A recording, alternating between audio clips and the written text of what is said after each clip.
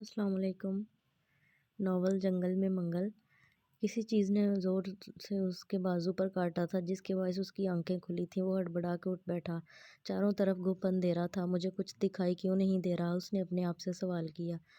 कहीं मैं अंधा तो नहीं हो गया? नहीं, ऐसा नहीं हो सकता। अभी तो मेरी शादी भी नहीं हुई। नहीं मेरे अल्लाह, ये नहीं हो सकता। वो फूट फूट कर रो दिया। ओन, क्या तुम हो?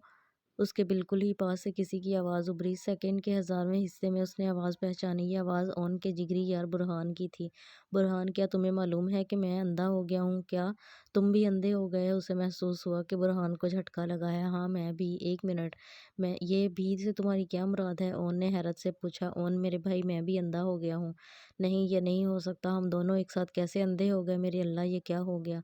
वो चीख चीख के रो रहा था। उसके साथ बुरहान भी अपने नाबीना हो जाने का सोग मनाने लगा।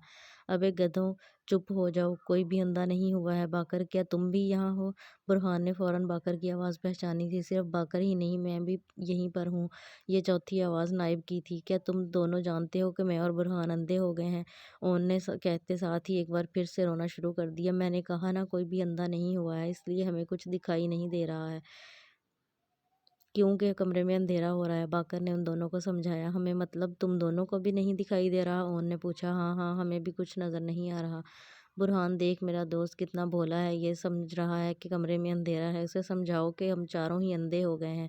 एक बार फिर से वो दोनों रोने लगे। चुप कर जाओ, बाकर ज़ोर से चीखा तो उन्हें खामोश होना पड़ा। फिर उसने जेब से लाइटर निकाला और उसे ऑन करके चेहरे के सामने किया। ये देखो, मेरी शक्ल दिख रही है? बाकर ने पूछा तो ओन ने पहले गौर से उसका चेहरा देखा और फिर झट से उसके गाल चूम लिए। ये क्या कर रहे हो? पीछे हट। वो गड़बड़ा कर पीछे हुआ और लाइटर उसके हाथ से गिर पड़ा। बुरहान, देख हमारी आंखें वापस आ गईं।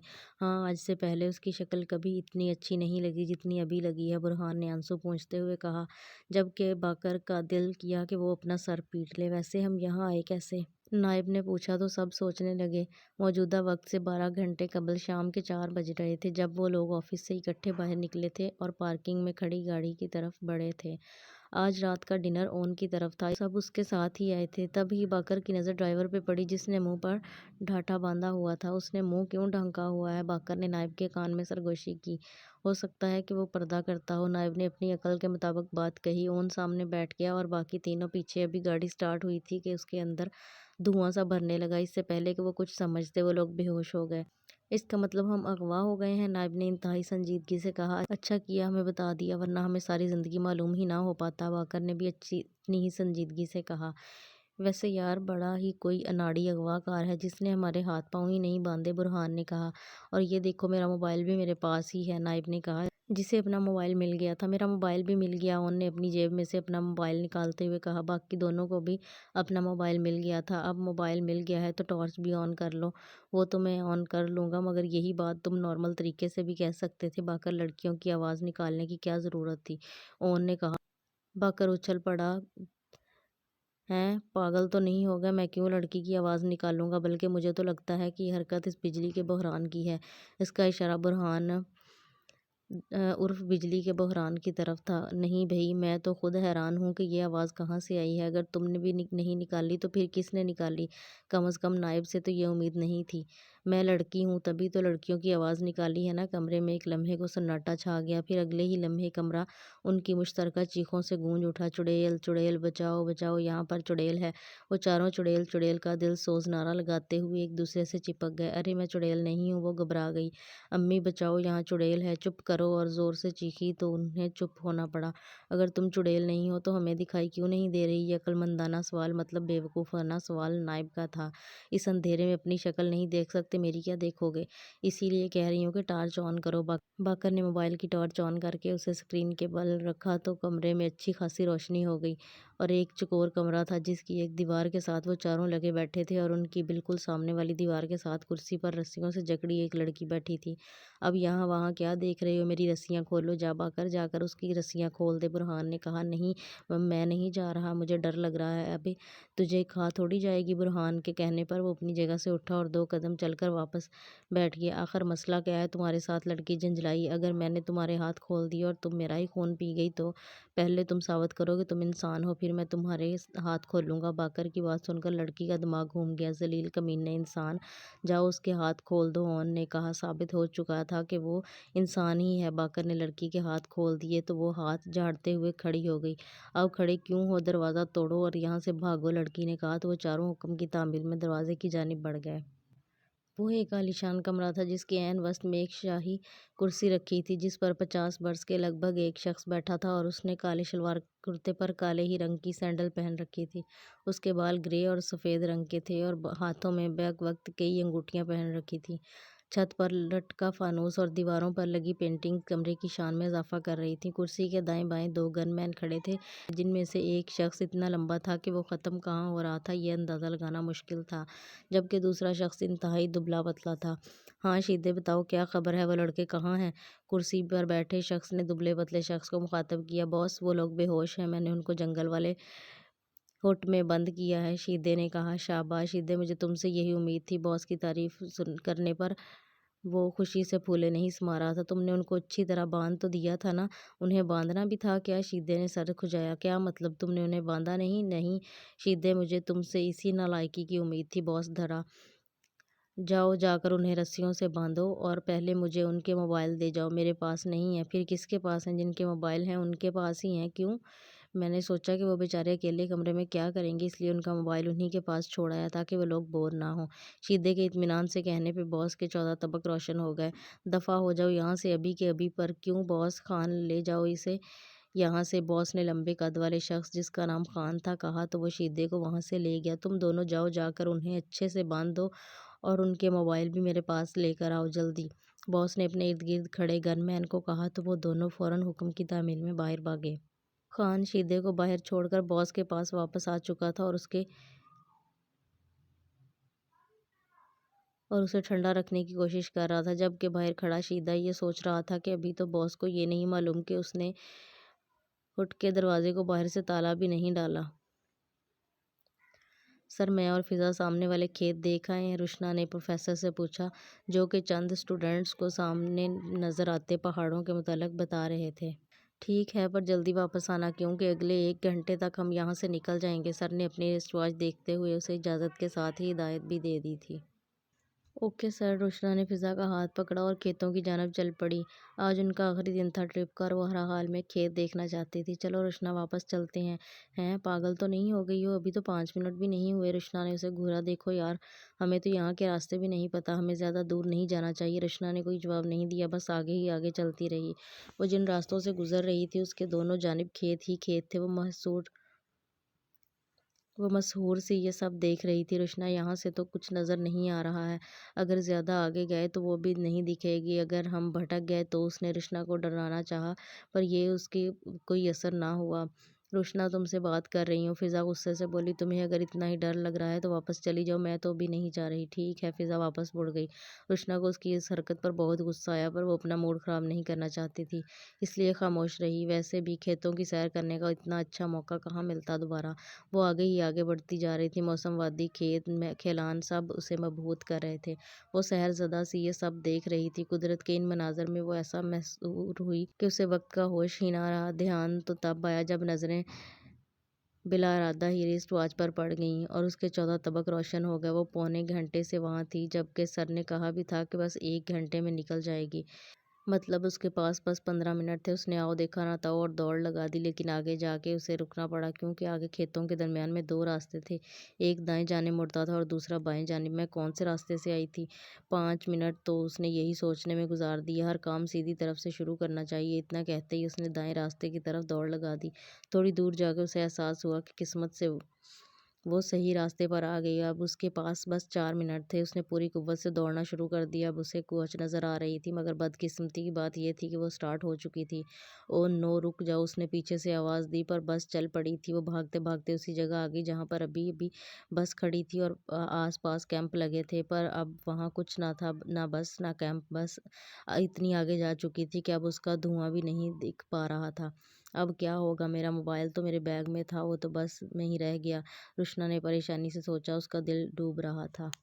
اگر یہ دروازہ اتنا پرانا ہے تو پھر کھل کیوں نہیں رہا؟ اون نے پوچھا تو وہ ایک پرانا سا دروازہ تھا جس کے 2 پٹ تھے، دونوں پٹ کو ساتھ ملا کر کنڈی لگائی جاتی تھی، ایک کنڈی اندر تھی ایک باہر کی جانب تھی۔ تم لوگ باہر کی جانب دھکا دے رہے ہو، کیا پتہ دروازہ اندر کی طرف کھلتا ہو۔ نائب نے اپنی عقل کے مطابق بات کہی، ہم اسے توڑ رہے ہیں اور دروازہ توڑتے ہوئے یہ نہیں دیکھتے کہ یہ کس طرف کھلتا ہے، باقر نے کہا۔ لیکن پھر بھی ایک بار کوشش تو کرو، وہ بضد تھا۔ باقر نے غصے سے دروازے کو 2-3 بار اندر کی طرف کھینچا پر وہ نہیں کھلا۔ کیا ہوا، کھلا دروازہ؟ ہاں، باقر نے دروازے کو پھر سے جھٹکا دیا تو وہ کھل گیا۔ یہ تو کھل گیا، سب حیرت سے اسے دروازے کو دیکھ رہے تھے۔ لگتا ہے دروازے کو تالا نہیں لگایا گیا تھا، برہان نے دروازے کا جائزہ لیتے ہوئے کہا۔ دروازے کی تفتیش کرنے کے بجائے یہاں سے بھاگو، لڑکی نے سخت کوفت سے کہا۔ ہماری خیر ہے، پر تم کہاں جاؤ گی؟ باقر نے پوچھا۔ کیا مطلب کہاں جاؤں گی؟ جہاں تم سب جاؤ گے وہیں ہم تو تمہیں اپنے ساتھ نہیں لے جا رہے ہیں، بلکہ تم یہیں رکو، ہم دروازہ باہر سے بند کر دیتے ہیں۔ نائب نے مزے سے کہا۔ تو لڑکی کی شکل رونے والی ہوگی، میں تو تمہاری بہنوں جیسی ہوں، تم ایسا کیوں کرو گے میرے ساتھ؟ میرے کیسے بھائی ہو تم؟ اس نے جذباتی بلیک میلنگ کی اور وہ واقعی میں جذباتی ہو گیا۔ نہیں میری بہن، تم نے سوچ بھی کیسے لیا کہ میں تمہیں اکیلا چھوڑ جاؤں گا؟ فکر نہ کر بہن، تمہارا بھائی ابھی زندہ ہے، اس نے بھرائے ہوئے لہجے میں کہا۔ وہ پانچوں ہٹ سے باہر آئے تو پتہ چلا کہ جس جگہ وہ بندھے تھے وہ ایک مٹی کا چکور ہٹ تھا جس کے چاروں جانب درخت ہی درخت تھے۔ وہ اتنی زیادہ تعداد میں تھے کہ ہر طرف وہی نظر آ رہے تھے۔ لگتا ہے ہم کسی جنگل میں ہیں، ہمیں کس طرح سے نکلنا چاہیے؟ اون نے پوچھا۔ اللہ کا نام لے کر کہیں سے بھی نکلتے ہیں، باقر نے کہا اور آگے کی جانب قدم بڑھا دیے۔ رکو، کہاں بھاگ رہے ہو؟ خان پیچھے سے چلایا۔ بھاگو، اون نے کہا اور سب نے دوڑ لگا دی۔ جا کر پکڑو انہیں جلدی، خان نے گن مین کو کہا۔ باس اور شیدہ بھی وہیں آ گئی۔ یہ لوگ کہاں گئے؟ باس نے پوچھا۔ بھاگ گئے؟ کیسے؟ وہ چیخا۔ شیدے، تم نے دروازے پہ تالا لگایا تھا نا؟ اس نے جلدی سے شیدے سے پوچھا۔ نہیں۔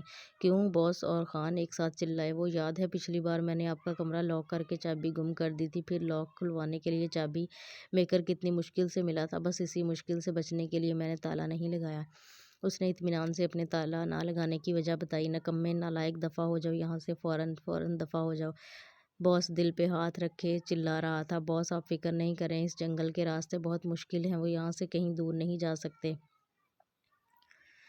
خان نے اسے تسلی دی اور اسے کندھوں سے تھام کر گاڑی کے پاس لے جانے لگا، لیکن وہ وقت پلٹ کے شیدے کے پاس آیا۔ تم غور سے میری بات سنو، آج کے بعد کوئی بھی کام مجھ سے پوچھے بنا نہیں کرو گے، سمجھ گئے؟ کوئی کام مجھ سے پوچھے بغیر نہیں کرو گے۔ باس دھاڑا تو اس نے اس بات میں سر ہلا دیا۔ وہ اندھیرے میں آہستہ آہستہ قدم بڑھا رہی تھی۔ جو کھیت دن کی روشنی میں خوبصورت لگ رہے تھے وہ رات کی تاریکی میں خوفناک لگ رہے تھے۔ وہ دل ہی دل میں دعائیں پڑھتی ہوئی محفوظ جگہ تلاش کر رہی تھی، جبھی اسے محسوس ہوا کوئی اس کا پیچھا کر رہا ہے۔ اس نے مڑ کر دیکھا تو 2 حیولے اپنی جانب بڑھتے ہوئے دکھائی دیے۔ اس نے اپنے قدموں کی رفتار تیز کر دی تو پیچھے آنے والوں نے بھی اپنی رفتار بڑھا دی۔ اب تو اسے پکا یقین ہو گیا تھا کہ وہ دونوں اس کا ہی پیچھا کر رہے ہیں۔ اس نے بھاگنا شروع کر دیا۔ آگے جا کے اسے رکنا پڑا کیونکہ گاؤں ختم ہو چکا تھا اور سامنے سے جنگل شروع ہو چکا تھا، گہرا اور تاریک جنگل۔ جہاں پر گاؤں کا اختتام ہوتا ہے وہاں سے جنگل شروع ہوتا ہے۔ اسے جنگل میں شیر اور چیتے تو نہیں پر بھیڑیے، ریچھ اور مگرمچھ جیسے خوفناک جانور ضرور موجود ہیں۔ اس کے کانوں میں اپنے گائیڈ کی آواز گونجی۔ اس نے تھوک نگلا، آگے جنگل تھا، پیچھے وہ دونوں، مطلب آگے کنواں پیچھے کھائی۔ اس نے جنگل کی جانب دوڑ لگا دی۔ پیچھے آتے دونوں شخص رک گئے۔ یہ تو بھاگ گئی، اب کیا کریں؟ ایک نے دوسرے سے پوچھا۔ یہیں بیٹھ کر اس کا انتظار کرتے ہیں، اس نے کہا۔ ان دونوں نے مزید 1 گھنٹہ وہیں انتظار کیا۔ جب وہ نہیں آئی تو وہ لوگ چلے گئے۔ صاحب، آپ لوگ جس لڑکی کو تلاش کر رہے ہیں وہ ہمیں ملی تھی، ہم نے اسے روکنے کی کوشش کی پر وہ جنگل کی طرف بھاگ گئی۔ ان میں سے ایک شخص نے پروفیسر سے کہا۔ اب کیا ہوگا؟ وہ جنگل تو بہت خطرناک ہے، وہ پریشان ہو گیا۔ دراصل بس کے چلنے کے 20 منٹ بعد فضا کو احساس ہوا کہ روشنا بس میں نہیں ہے تو اس نے شور مچا دیا۔ سر نے گاڑی واپس مڑوا لی اور وہیں لے آئے جہاں سے چلے تھے، مگر وہ انہیں نہ ملی تو ان لوگوں نے اس کی تلاش شروع کر دی، یہاں تک کہ گاؤں والوں کو بھی کہہ دیا کہ کوئی اطلاع ملے تو فوراً بتائیں۔ یہ دونوں آدمی کھیتوں سے کام کر کے واپس آ رہے ہیں۔ جب انہوں نے اسے دیکھا تو اسے روکنا چاہتے تھے پر وہ بھاگ گئی۔ ادھر کالج میں والدین پہلے ہی سراپا احتجاج تھے کہ وقت گزر جانے کے بعد بھی ان کے بچے واپس کیوں نہیں آئے۔ اب جب انہیں پتہ چلا کہ ایک لڑکی لاپتہ ہو گئی ہے تو وہ مزید مشتعل ہو گئے اور اس سے پہلے کہ وہ بات میڈیا تک پہنچتی کالج پرنسپل نے واپس آنے کا کہہ دیا۔ پروفیسر نے 1 دن کا وقت مانگا کہ وہ روشنا کو ڈھونڈ لیں، مگر انہوں نے سختی سے منع کر دیا کہ ایک لڑکی کی خاطر وہ کالج کی ساکھ کو نقصان نہیں پہنچا سکتے، لہٰذا انہیں نہ چاہتے ہوئے بھی واپس جانا پڑا۔ बस कर दे ऑन, वो नहीं आ रहे हैं हमारे पीछे। बाकर ने उसे लताड़ा जो पिछले आधे घंटे में 125 मरतबा पीछे मुड़कर देख चुका था। क्या करूं यार, मुझे तसल्ली नहीं हो रही, बेचारगी से कहते हुए उसने 126वीं मरतबा पीछे देखा। तसल्ली का तो पता नहीं, पर इस मुस्तकिल मुशक्कत से तेरी गर्दन ज़रूर टूट जाएगी। बुरहान ने उसकी गर्दन पकड़कर सीधी करते हुए कहा, मुबादन कहीं उसकी गर्दन सच में ही ना नीचे गिर जाए। यहीं बैठ जाते हैं क्योंकि मुझसे अब चला नहीं जा रहा। उस लड़की ने कहकर एक दरख्त से टेक लगा ली और वहीं बैठ गई। हाँ यार, मैं भी थक गया हूँ। नायब ने भी अपने मुंह बोली बहन की तायीद की और सब आस पास के दरख्तों से टेक लगाकर एक दायरे की सूरत में बैठ गए। तुमने अपने बारे में कुछ नहीं बताया, बाकर ने इंतहाई शराफत से लड़की से पूछा। मेरा नाम दुआ है, बीबीए की स्टूडेंट हूँ। मैं फादर अफान सदीकी शहर के सबसे बड़े कॉस्मेटिक्स कंपनी के ऑनर हैं। उसने अपना तारुफ कराया तो वो लोग हैरत की ज्यादती से कंग हो गए। तुम अफान अंकल की बेटी हो? वो तो मेरे पापा के फ्रेंड हैं। सबसे पहले बाकर ही सकते से बाहर आया। अच्छा, क्या करते हो तुम? उसने पूछा। मेरी कंपनी गाड़ियों के स्पेयर पार्ट्स की डीलिंग करती है। पहले यह बिजनेस मेरे पापा का था, फिर उन्होंने मेरे हैंड ओवर कर दिया। ये तीनों मेरे बचपन के दोस्त हैं और मेरे साथ पार्टनरशिप पे बिजनेस कर रहे हैं। बाकर ने अपना तफसीली तारुफ दिया। अब मेरी बारी। मेरे बाबा डीआईजी हैं और मामा सोशल वर्कर हैं। मेरा एक भी भाई है और बहन कोई नहीं है। और क्यों क्यों, ये है ना तुम्हारी बहन। ओन ने उसकी बात काटते हुए दुआ की तरफ इशारा किया। अभी तुम्हारा तारुफ कराऊं? नायब को उसका बोलना बिल्कुल ना भाया। मैं बताता हूँ, ओन को ना भूलने की बीमारी है, कभी कभार तो ये अपना नाम भी भूल जाता है। और ये चश्मा जो इसने पहन रखा है, ये उसके पास क्लास 8 से है। ना ये चश्मा इसे छोड़ता है, ना ये इस चश्मे को। बुरहान से अपना तारुफ सुनकर उसने अपना मुंह बना लिया, जबकि दुआ हंस दी। तुम्हारे पेरेंट्स क्या करते हैं? उसने बुरहान से पूछा तो वो एक लम्हे को खामोश हो गया। मेरे पेरेंट्स की डेथ हो चुकी है और मैं अपनी दादी के साथ रहता हूँ, उसने मुस्कुराते हुए कहा। उसके वालिद जमींदार थे और एक एक्सीडेंट में वो अपनी बीवी के साथ चल बसे थे, लेकिन वो अपने पीछे बहुत सी जायदाद छोड़ गए थे जो उसकी दादी ने उसके लिए सेव कर रखी थी। बाद में वही उसने बिजनेस में इन्वेस्ट कर दी थी। मैं भी कुछ बोलूं? मेरे अम्मी अब्बू, बड़ी बहन और बहनोई चारों डॉक्टर हैं और उनका अपना अस्पताल है जहां मुल्क के नामवर डॉक्टर्स काम करते हैं और फिर भी बेचारे उसके दिमागी मर्ज का इलाज ना करा सके। ओन मज़े से अपना तारुफ करा रहा था जब नायब ने उसकी बात काट कर अपना बदला लिया तो वो मुंह बसोर के बैठ गया। तुम्हारे घर में सभी डॉक्टर हैं तो फिर तुम इस फील्ड में क्यों नहीं आए? दुआ ने सवाल किया। वो दरअसल मैं अपने घर में वाहिद गैर इंसानी मखलूक पैदा हो गया है। एक मरतबा फिर बाकर की जानिब से उसकी बात उचक ली गई। अब तो उसने बहुत ही बड़ा समूह फुला लिया था। दुआ उनकी नोक-झोंक से महफूज हो रही थी। बस एक बार ओन ने नायब की बात काटी थी, अब कोई भी उस बात मुकम्मल करने नहीं दे रहा था। उसे बात मुकम्मल नहीं करने दे रहा था। वो लोग हंसी मजाक कर रहे थे उस बात से अनजान के पीछे झाड़ियों में से कोई चेहरे पर शैतानी मुस्कुराहट सजाए उन्हीं को देख रहा है। हर सू सन्नाटा छाया हुआ था, लेकिन चांद की 14 तारीख ने अच्छी खासी रोशनी फैला रखी थी। ऐसे में वो आहिस्ता आहिस्ता कदम उठाती आगे बढ़ रही थी। दिल सूखे पत्ते की मानिंद लर्ज रहा था। जिंदगी में ऐसी सूरत हाल का सामना करना पड़ेगा, उसने सोचा भी ना था। मुझे कहीं बैठ जाना चाहिए, सुबह फिर से सफ़र शुरू करूंगी। उसकी टांगों ने चलने से इनकार कर दिया था, इसलिए उसने बैठने का सोचा। तभी उसे अपने गाइड की बात याद आई। इस जंगल में भेड़िए और रीछ जैसे खतरनाक जानवर मौजूद हैं। मेरे ख्याल से मुझे किसी दरख्त पर बैठ जाना चाहिए। उसने आसपास के दरख्त देखने शुरू कर दिए। उसने बैठने के लिए एक बहुत ही मजबूत दरख्त चुना और उस पर चढ़ना शुरू कर दिया। बैठने के लिए उसने एक मोटी और मजबूत टहनी चुनी और दरख्त से टेक लगाकर आंखें मूंद लीं। अभी ज़्यादा देर ना गुजरी थी कि किसी ने उसका बाजू पकड़कर खींचा। वो गिरते गिरते बची। कौन है यहाँ? उसने डरते डरते पूछा, पर कोई जवाब ना आया। वहम होगा मेरा? नहीं, वो वहम नहीं था, क्योंकि अब की बार कोई उसके पैरों पर चढ़ के बैठ गया था। उसने हड़बड़ाकर सामने देखा तो उसकी चीख निकल गई। वो एक छोटा सा बंदर का बच्चा था जो उसकी टांगों पर चढ़कर बैठ गया था। ए हटो यहाँ से! उसने हाथ बढ़ाकर बंदर को हटाने की कोशिश की, पर उस शरारती बंदर ने रचना का हाथ ही पकड़ लिया। छोड़ो मेरा हाथ! उसने अपना हाथ छुड़ाना चाहा, पर वो शरारत पर तुला बैठा था।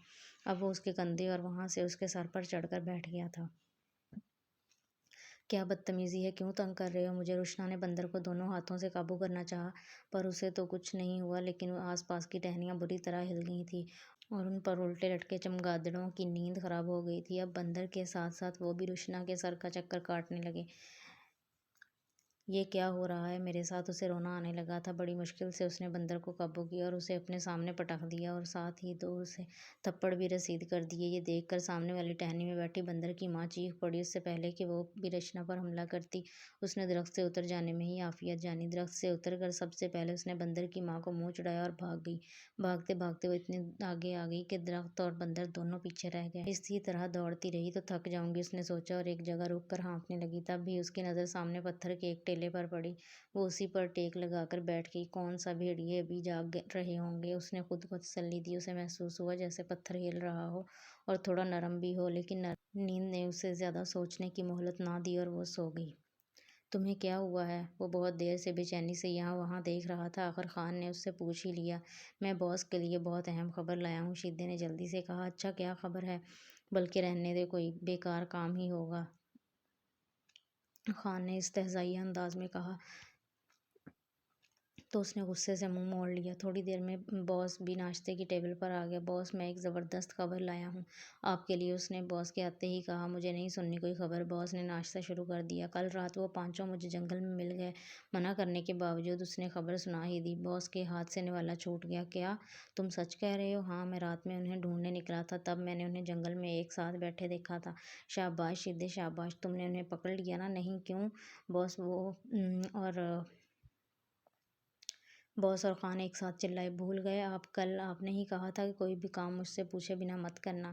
بس اسی لیے آپ کے جاگنے کا انتظار کر رہا تھا۔ اب آپ اجازت دیں گے تو جا کر انہیں پکڑوں گا، اس نے اطمینان سے کہا تو باس کے پیروں تلے سے زمین نکل گئی۔ دفعہ ہو جاؤ یہاں سے فوراً۔ جاؤ، باس دھاڑا۔ پر مجھے بتائیں تو کہ میں انہیں پکڑوں یا نہیں، شیدے نے معصومیت سے کہا تو باس نے اسے مارنے کے لیے پلیٹ اٹھائی۔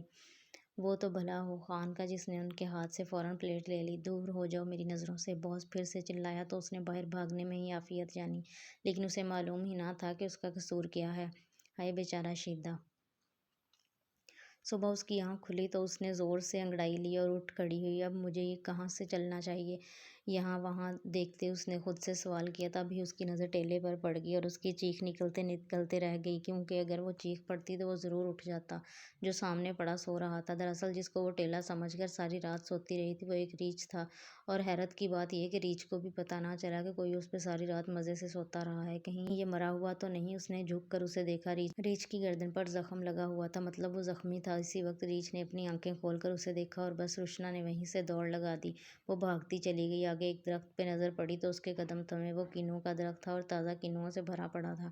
اس نے درخت پر چڑھنا شروع کر دیا۔ اوپر پہنچ کر اس نے ڈھیر سارے کینو کھائے اور بہت سارے اپنی کوٹ کی جیبوں میں بھر لیے اور نیچے اتر آئی۔ اتنا تو میں اپنی ساری زندگی نہیں دوڑی جتنا کل سے دوڑ رہی ہوں، بس اب میں آرام کروں گی، اس نے خود سے کہا اور درخت کے تنے سے ٹیک لگا کر آنکھیں موند لیں۔ لیکن شاید اس کی قسمت میں ہی آرام نہ تھا۔ ابھی زیادہ دیر نہیں گزری تھی کہ کسی نے اس کے پیروں پر چٹکی کاٹی۔ وہ ہڑبڑا کر اٹھ بیٹھی۔ سامنے وہی بندر کا بچہ تھا جسے کل رات روشنا نے مارا تھا، اور اس کے پیچھے بندروں کی پوری آبادی تھی۔ اوہ نو یار! وہ بھاگنا نہیں چاہتی تھی پر مجبوری تھی۔ وہ اٹھ کر کھڑی ہوئی اور اس نے دوڑ لگا دی تھی۔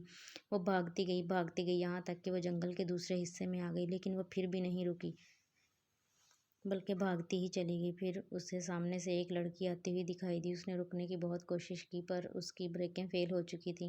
وہ سامنے آتی لڑکی سے بری طرح ٹکرائی تھی۔ دونوں چیختی ہوئی ایک ساتھ زمین بوس ہوئی تھیں۔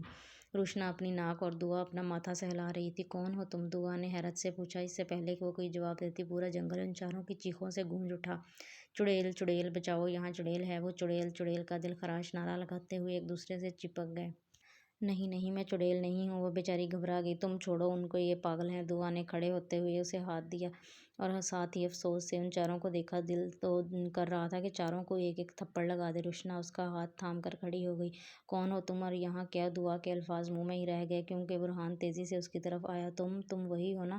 وہ روشنا کو دیکھتے ہوئے کہہ رہا تھا۔ ہاں، میں نے تمہیں پہچان لیا، تم وہی لڑکی ہو، برہان تیزی سے بولا، جب کہ روشنا بھی اسے پہچان چکی تھی۔ نہیں نہیں، میں وہ نہیں ہوں، آپ کو کوئی غلط فہمی ہوئی ہے، اس نے تھوک نگلا۔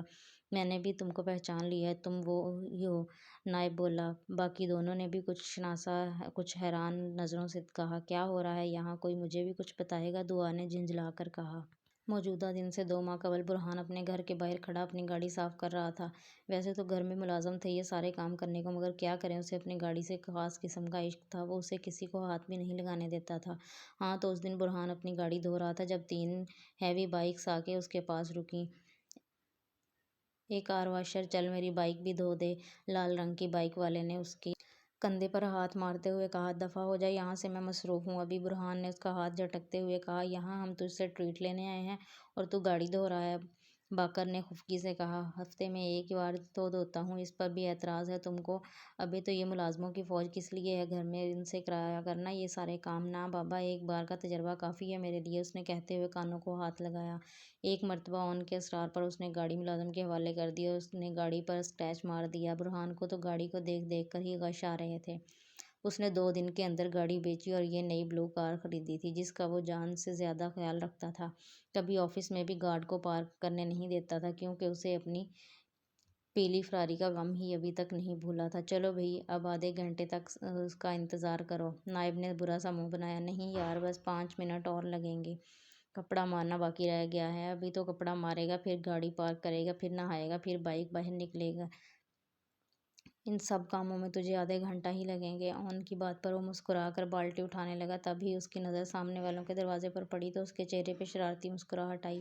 اوئے یہ مت کرنا۔ اون نے اس کے چہرے کی مسکراہٹ دیکھ لی تھی، اس لیے اسے تنبیہ کی۔ کیا نہ کروں؟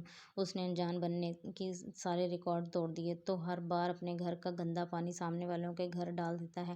ہاں، تو وہ بھی اپنے گھر کا گندا کچرا کاٹھ کباڑ ردی ہمارے گھر کے دروازے پر چھوڑ جاتے ہیں۔ ایک بار تو حد ہی ہوگی، اپنے گھر کا پرانا فرنیچر ہمارے دروازے پر ڈال گئے تھے، برہان نے منہ بناتے ہوئے کہا اور سامنے والوں کے دروازے کی طرف دیکھا جن کا گارڈ غائب تھا۔ مطلب موقع اچھا تھا۔ اس نے پانی سے بھری بالٹی اٹھائی اور سامنے والوں کے دروازے پہ اچھال دی اور اسی وقت سامنے کا دروازہ کھلا اور اندر سے نکلنے والی لڑکی پوری کی پوری سرف اور مٹی والے پانی میں بھیگ گئی۔ برہان نے حیرت سے اسے دیکھا۔ سامنے والے گھر میں تو ایک ہی لڑکی رہتی تھی، سونیا، جو برہان اور اس کی دادی کو ایک آنکھ نہ بھاتی تھی۔ پھر یہ کون تھی؟ اگر کوئی رشتہ دار تھی تو آج پہلی بار دیکھی تھی۔ یہ کیا کیا تم نے؟ رشنا نے غصے سے اس کی طرف آتے ہوئے کہا۔ وہ گڑبڑا گیا۔ تمہاری ہمت کیسے ہوئی اپنے گھر کا گندا پانی کسی اور کے گھر پھینکنے کی؟ کہاں ہے تمہارا مالک؟ بلاؤ اسے۔ پتہ نہیں کیسے کیسے ملازم رکھے ہوئے ہیں۔ وہ غصے سے بولتی ہی چلی جا رہی تھی۔ میں ملازم نہیں ہوں؟ اچھا، تو پھر کیا غلام ہو؟ اس نے مذاق اڑایا۔ میں اس گھر کا مالک ہوں، برہان نے چبا چبا کر کہا۔ رشنا نے حیرت سے اسے دیکھا۔ اچھا خاصا ہینڈسم لڑکا تھا، فضول میں اسے ملازم کہہ دیا اس نے۔ بھلا اتنا پیارا ملازم بھی کہیں دیکھا ہوگا اس نے؟ تم مالک ہو تو پھر تمہیں شرم سے ڈوب مرنا چاہیے تھا۔ ایسی حرکت کرنے سے پہلے وہ بنا شرمندہ ہوئے بولی، ایسی بھی کیا حرکت کر دی میں نے؟ بس ایک پانی ہی پھینکا ہے۔ کون سا ڈرون پھینکا ہے؟ اسے کہتے ہیں ڈھٹائی۔ ایک تو چوری، اوپر سے سینہ زوری۔ تمہیں تو مجھ سے معافی مانگنی چاہیے۔ چلو سوری بولو مجھے۔ برہان اور سوری بولے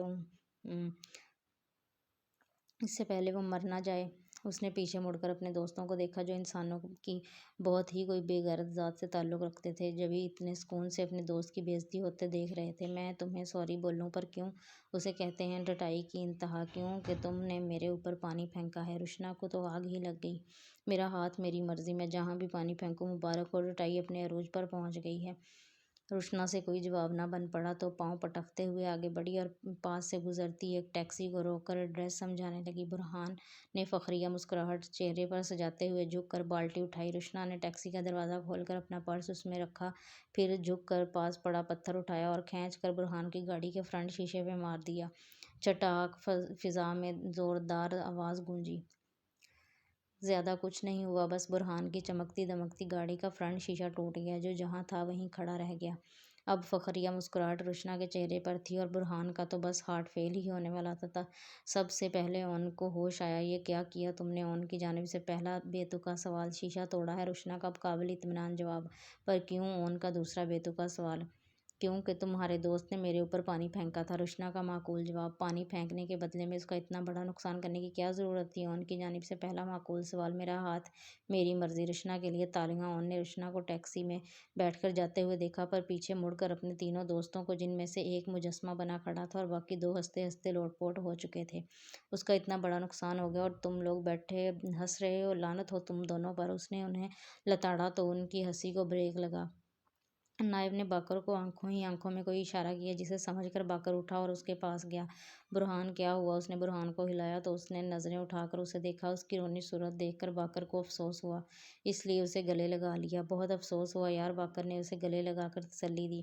اللہ مرحوم کے درجات بلند فرمائے، باقر نے کہا اور ایک بار پھر سے ہنسنا شروع کر دیا۔ برہان غصے سے اندر چلا گیا۔ پھر 4 دن تک اس نے کسی کو اپنی شکل نہ دکھائی۔ واپس جنگل میں آتے ہیں جہاں باقر سارا قصہ سنانے کے بعد خاموش ہو چکا ہے، جبکہ برہان کو اپنی مرحوم گاڑی ایک مرتبہ پھر شدت سے یاد آتی ہے۔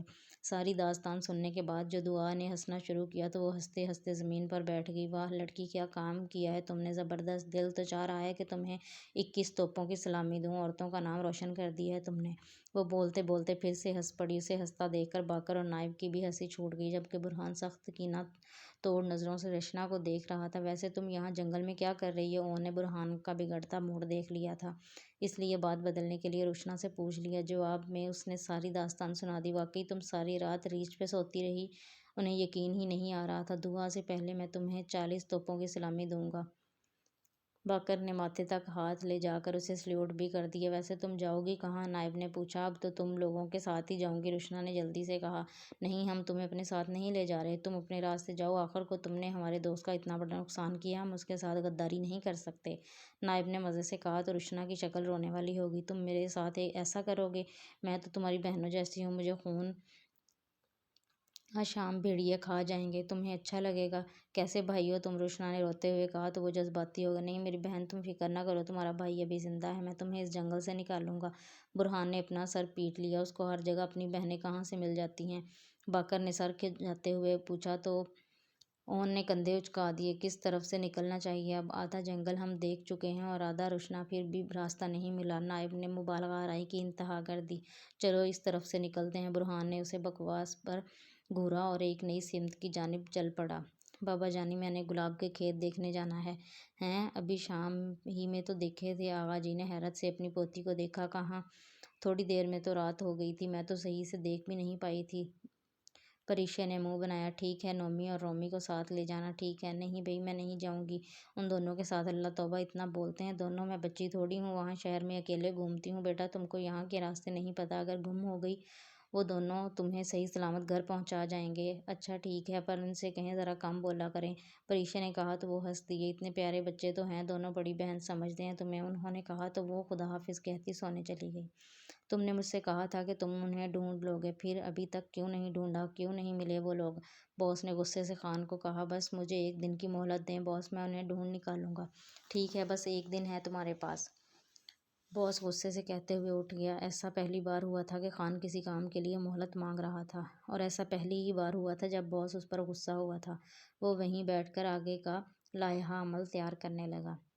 ہش، سب چپ ہو جاؤ سب۔ وہ لوگ آرام کی غرض سے ایک جگہ بیٹھے ہوئے تھے، تب اچانک ہی نائب نے سب کو خاموش رہنے کو کہا۔ کیا ہوا؟ سب نے حیرت سے پوچھا، پر وہ بنا کوئی جواب دیے سامنے جھاڑیوں کی جانب دیکھتا رہا۔ ابے جیمز بانڈ کی اولاد، اب بتا بھی دے، برہان نے تنگ آ کر پوچھا۔ ادھر جھاڑیوں سے عجیب سی آواز آ رہی ہے، اس نے کہا تو سب جھاڑیوں کی طرف دیکھنے لگے، پر کوئی غیر معمولی بات نظر نہ آئی۔ کچھ نہیں ہے وہاں، فضول میں ڈرا دیا، باقر نے کہا۔ پر میں نے دیکھا تھا جھاڑیاں ہل رہی تھیں، وہ بضد تھا۔ اوہو، ہوا سے ہلی ہوں گی، مجھے بھوک لگی ہے، ہم کب یہاں سے نکلیں گے؟ دعا نے تھکن زدہ لہجے میں پوچھا تو باقر کو اس کی حالت دیکھ کر افسوس ہوا۔ ہم کوشش کر رہے ہیں دعا، انشاءاللہ جلد ہی یہاں سے نکل جائیں گے، اس نے دعا کو تسلی دی۔ دعا نے بس اتنا ہی کہا اور گھٹنوں پر سر رکھ دیا۔ دعا، باقر نے اسے پکارا پر اس نے کوئی جواب نہ دیا۔ سو گئی ہوگی یار، برہان نے باقر سے کہا اور یہاں وہاں دیکھنے لگا۔ اپنا چشمہ اتار کر درخت سے ٹیک لگائے سو گیا تھا۔ نائب ابھی تک جھاڑیوں کو دیکھ رہا تھا۔ دعا سو چکی تھی، اس کے برابر میں بیٹھی روشنا ہاتھ میں پکڑے لکڑی کے ٹکڑے سے زمین پر آڑی ترچھی لائنیں بنا رہی تھی، اور باقر نہ جانے کن سوچوں میں گم تھا۔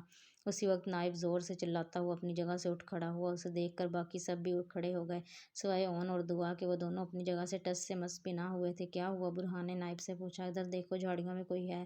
سب نے جھاڑیوں کی طرف دیکھا تو وہ واقعی زور زور سے ہل رہی تھی، جیسے کوئی اندر بیٹھا چھپا ہو اور بس باہر نکل کے آنے ہی والا ہو۔ وہ چاروں ایک ساتھ کھڑے ہو گئے اور ایک دم سارے جھاڑیوں کو دیکھنے لگے۔ فضا میں بس دو ہی آوازیں تھیں، ایک اون کے خراٹوں کی اور دوسری جھاڑیوں کے ہلنے کی۔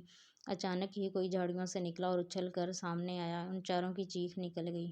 چھوٹا سا بندر کا بچہ تھا، جس کے ہاتھ میں کیلے تھے، ایک دو درجن نہیں، پورا گچھا تھا اس کے ہاتھ میں۔ بندر نے پہلے ان چاروں کو دیکھا، پھر روشنا کی طرف بڑھا۔ وہ 2 قدم پیچھے ہوئی۔ یہ تمہاری طرف کیوں آ رہا ہے؟ باقر نے پوچھا۔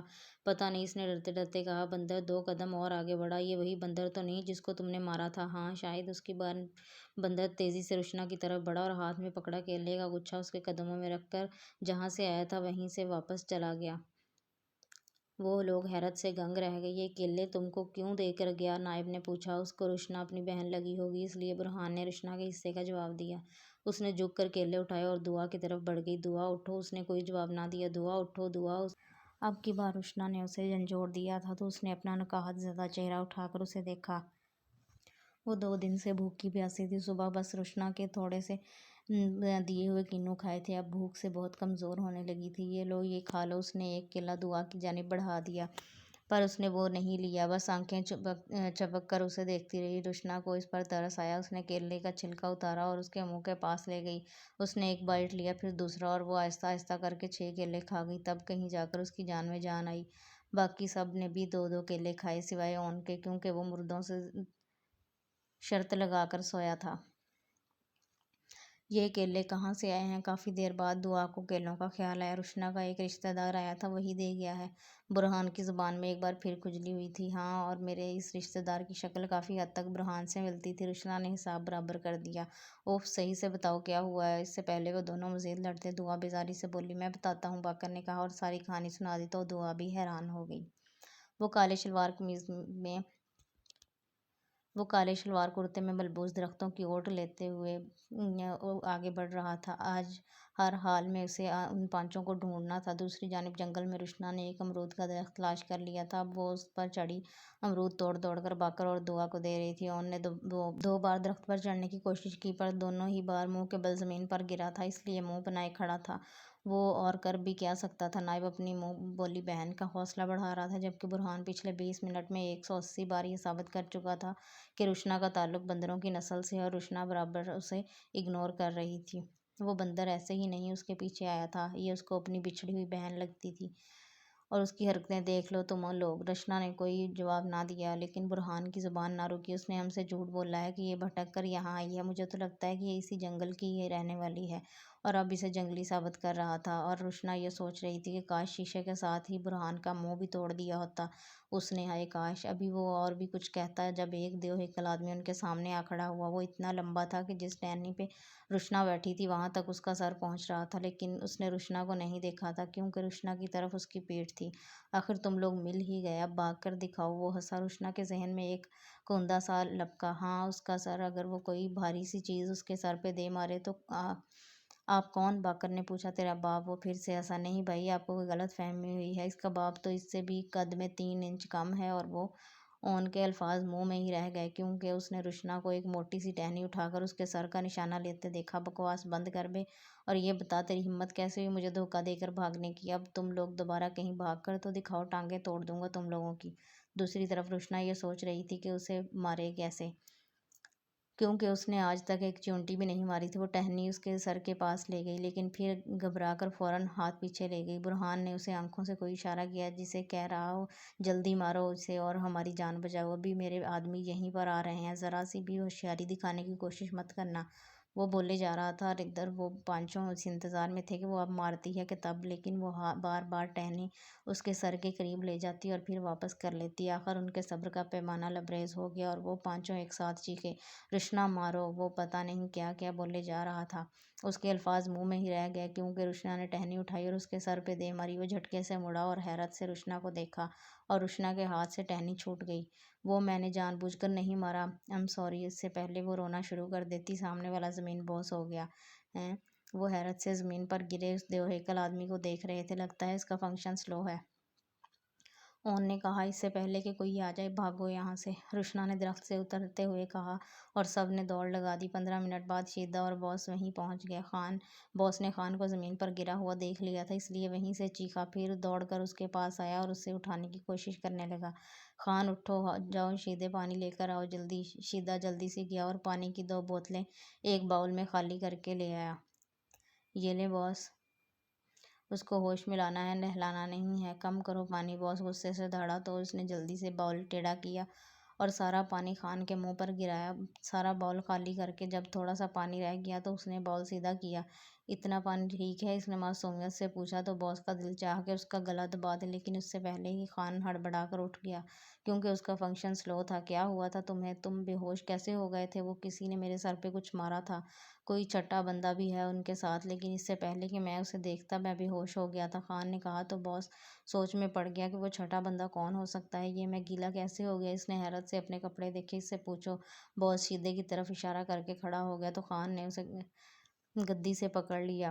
وہ لوگ ایک ساتھ چل رہے تھے کہ اچانک ہی دعا کے قدم لڑکھڑا گئے اور اس سے پہلے کہ وہ گرتی باکر نے جلدی سے اس کا ہاتھ پکڑ لیا۔ کیا ہوا دعا؟ نائب نے پوچھا۔ میں اب نہیں چل پاؤں گی۔ اسے پھر سے کمزوری ہونے لگی تھی۔ ہمت کرو دعا، باکر نے اسے سہارا دے کر کھڑا کیا اور وہ ایک بار پھر سے چلنے لگی۔ رشنا تم بھی تو لڑکی ہو اور ہم سے زیادہ بھاگ رہی ہو، پھر تمہیں کوئی اثر کیوں نہیں ہوا؟ برہان نے چلتے ہوئے پوچھا۔ مجھے بھوکا رہنے کی عادت ہے، اس نے کہا تو برہان کو حیرت ہوئی۔ اس سے پہلے کہ وہ کچھ کہتا ان کی چیخ نے ان سب کو متوجہ کیا اور اگلے لمحے سب حیرت سے دنگ رہ گئے کیونکہ جنگل ختم ہو چکا تھا اور سامنے سے ایک خوبصورت وادی شروع ہوئی تھی، پہاڑوں میں گھری ہوئی حسین وادی۔ کون ہو تم لوگ؟ وہ لوگ وادی کے حسن میں کھوئے ہوئے تھے جب کسی نے کہا۔ وہ دونوں 12-13 سال کے پٹھان بچے تھے جن کے ساتھ ایک پیاری سی 19-20 برس کی لڑکی تھی۔ وہ ان کو سمجھ نہیں آئی کہ کیا کہیں۔ تم لوگ ہمارے گاؤں کے تو نہیں ہو؟ اس لڑکی نے کہتے ہوئے دعا کی طرف دیکھا جو کمزوری کے باعث زمین پر بیٹھ گئی تھی۔ ہماری مدد کریں، ہم بہت مشکل میں ہیں۔ اصل میں رشنا نے ساری کہانی کہہ سنائی۔ اوہ، آپ لوگ ہمارے ساتھ چلیں، میرے گھر وہاں آپ محفوظ رہیں گے، پھر اپنے گھر والوں کو اطلاع بھی دے سکتے ہیں، اس نے کہا تو بچے چیخ پڑے۔ ارے پریشے باجی، تم پاگل تو نہیں ہو؟ ایسے کیسے کسی اجنبی کو ساتھ لے جائیں؟ تم چپ کرو، اس نے بچے کو ڈانٹ دیا اور ان کو ساتھ لے کر اپنے گھر آ گئی تو وہاں آ کر ان کو پتہ چلا کہ وہ جسے گھر کہہ رہی تھی وہ ایک گھر نہیں بلکہ سرخ اینٹوں سے بنی ایک خوبصورت حویلی تھی۔ وہ انہیں بیٹھک میں بٹھا کر اندر چلی گئی اور پھر اپنے ساتھ ایک ایک جاگیردار ٹائپ انکل کو لے کر داخل ہوئی۔ السلام علیکم بیٹا، میں آغا سراج ہوں اور گاؤں کا سب سے بڑا زمیندار، یہ میری پوتی ہے، اس نے مجھے آپ لوگوں کے بارے میں سب کچھ بتا دیا ہے، اب آپ فکر نہ کریں، میرے گھر میں آپ بالکل محفوظ ہیں۔ بہت شکریہ انکل، آپ کے یہ احسان تو ہم زندگی بھر نہیں بھولیں گے، بس آپ ہمیں ایک فون کا انتظام کر دیں، باکر نے تشکر سے کہا۔ ہاں ہاں بیٹا، کیوں نہیں، لیکن پہلے آپ لوگ کپڑے تبدیل کر کے ہمارے ساتھ کھانا کھا لیں، انہوں نے کہا اور ساتھ ہی اپنے ملازموں کو فوراً 2 کمرے تیار کرانے کا حکم دیا۔ نہ کرنے کے باوجود ان کے لیے نئے کپڑے منگا دیے۔ ان چاروں نے شلوار کرتے پہنے تھے اور اتنے ہینڈسم لگ رہے تھے کہ اگر گاؤں کی عورتیں دیکھ لیتی تو انگلیاں دانتوں میں دبا لیتی۔ کھانا پکنے میں وقت تھا اس لیے ان کی توازیں تازہ پھلوں سے کی گئی تھی۔ مجھے تو ابھی تک یقین نہیں آ رہا کہ ہم اس جنگل سے نکل آئے ہیں۔ وہ لوگ سب بیٹھک میں تھے جب اون نے کہا تو پھر اس کا مطلب تیرا علاج نہیں ہے، برہان نے کہا۔ اب کیسی طبیعت ہے تمہاری؟ دعا باکر کو بس اسی کی فکر کھائے جا رہی تھی۔ اب میں ٹھیک ہوں، دعا نے کہا، پر اسے تسلی نہ ہوئی۔ مجھے تو تم اب بھی ٹھیک نہیں لگ رہی ہو۔ ٹھیک سے یاد آیا رشنا، تم کہہ رہی تھی کہ تمہیں بھوکے رہنے کی عادت ہے، تم نے ایسے کیوں کہا؟ برہان نے اچانک ہی رشنا سے پوچھ لیا۔ وہ تو میں ایسے ہی کہہ رہی تھی، رشنا نے ٹالنے والے انداز میں کہا۔ اسی وقت پریشے جوس کے گلاس لے کر کمرے میں داخل ہوئی اور باری باری انہیں سرو کرنے لگی۔ ارے واہ، ابھی مجھے اسی کی طلب ہو رہی تھی، تمہیں کیسے پتہ چلا؟ نائب نے مسکراتے ہوئے پریشے سے پوچھا۔ وہ جب بھی میرا بھائی کہیں باہر سے آتا ہے نا تو سب سے پہلے جوس مانگتا ہے، آپ بھی تو میرے بھائی کے جیسے ہی ہیں، پریشے نے مسکراتے ہوئے کہا تو نائب نے منہ میں لے جاتا جوس وہیں پہ کلی کر دیا۔ باقی سب نے اپنی ہنسی بہت مشکل سے روکی تھی۔ استغفر اللہ، کیسی بات کر دی تم نے لڑکی، میں کوئی بھائی وائی نہیں ہوں تمہارا۔ توبہ توبہ، ایسے بھی ابھی تک ہول اٹھ رہے تھے اور پریشے بیچاری گھبرا گئی۔ میں ابھی آتی ہوں، وہ کہہ کر جیسے ہی باہر نکلی پیچھے بیٹھک میں زوردار قہقہ پڑا تھا۔ چاچا، میں رشنا بات کر رہی ہوں۔ منحوس ماری، اب کیوں فون کیا ہے تو نے؟ چند دن میں چھوڑ دیا تیرے عاشق نے تجھے جو اب ہمیں فون کر رہی ہے؟ رشنا کا رنگ پھک ہو گیا اور جو یہ سمجھ رہی تھی اس کے لاپتہ ہو جانے سے چاچا پریشان ہو گئے ہوں گے اور اس کی آواز سنتے ہی خوش ہو جائیں گے، اس کے وہم و گمان میں بھی نہ تھا کہ وہ اس پر ایسا سنگین الزام لگا سکتے ہیں۔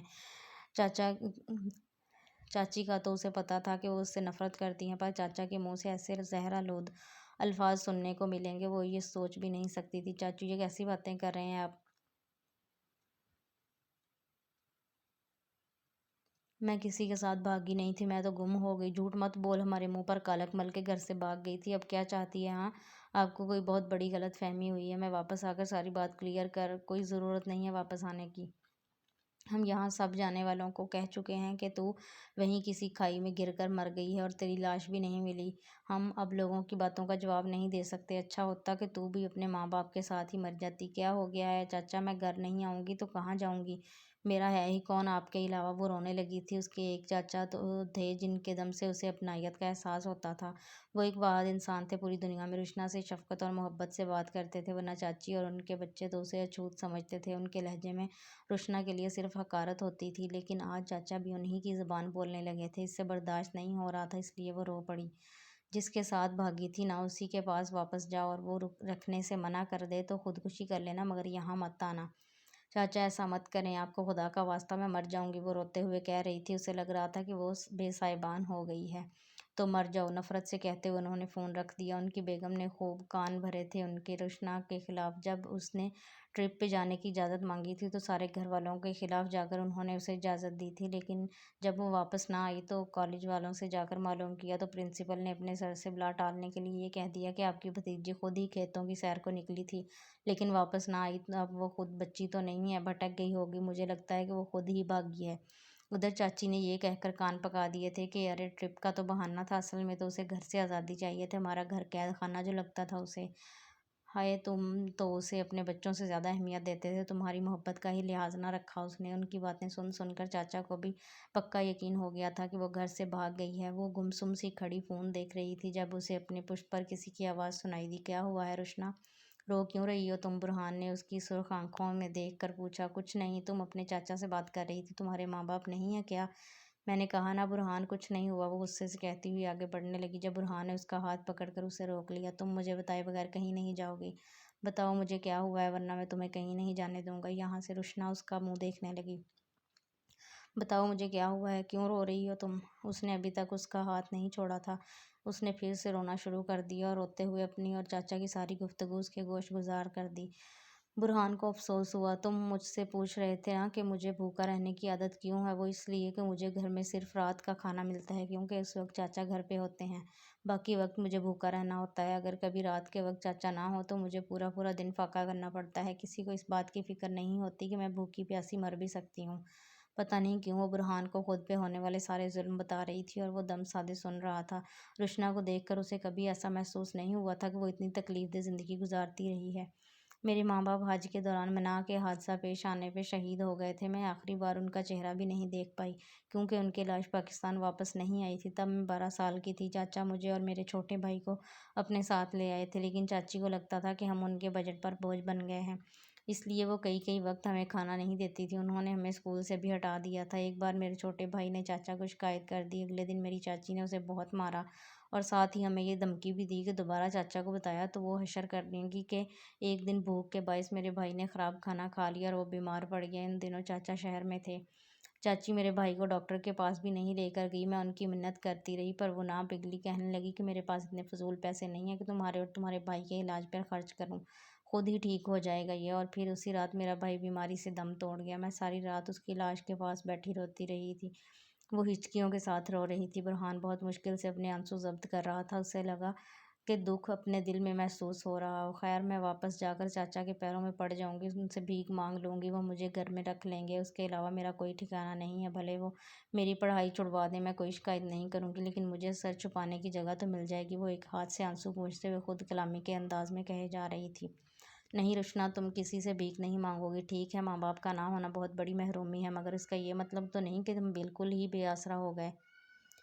ہم خود بھی بہت کچھ کر سکتے ہیں۔ مجھے دیکھو، میرے ماں باپ بھی نہیں ہیں، میں نے ابھی اپنے رشتہ داروں کا برا رویہ دیکھا ہے۔ میرے تایا وغیرہ تو میرے بابا کی جائیداد لینے کے لیے میری جان لینے کے در پہ ہو گئے تھے۔